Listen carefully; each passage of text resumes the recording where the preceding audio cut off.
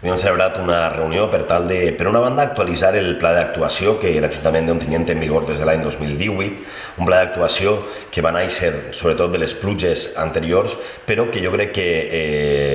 els episodis de la Dana han evidenciat que requereix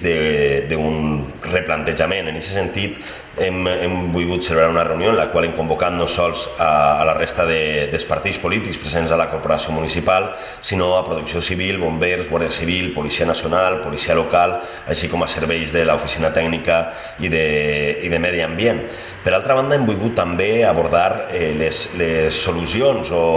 les possibles accions preventives que puguem dur a terme per tal de, sobretot, abordar els dos punts més febles en el que fa a les inundacions a Ontinyent, és a dir, la zona de la Cantereria i la zona de Benarrai. En el cas de la Cantereria també hem volgut parlar de l'estabilització del talús, donat que al llarg de les diferents pluges hem anat veient que no sols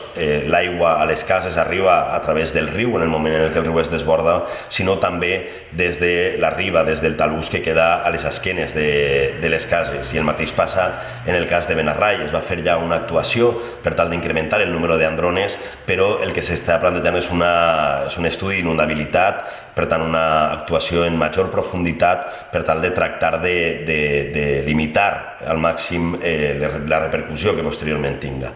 I finalment hi ha una tercera part de la reunió que suposa la ficada en marxa de no sols un pla d'actuació contra les inundacions, sinó del que formalment s'anomena un pla anti-inundacions que volem començar a treballar per tal de tindre a l'abast totes les ferramentes quan hi hagi que fer front a situacions de risc com les viscudes fa aproximadament un mes.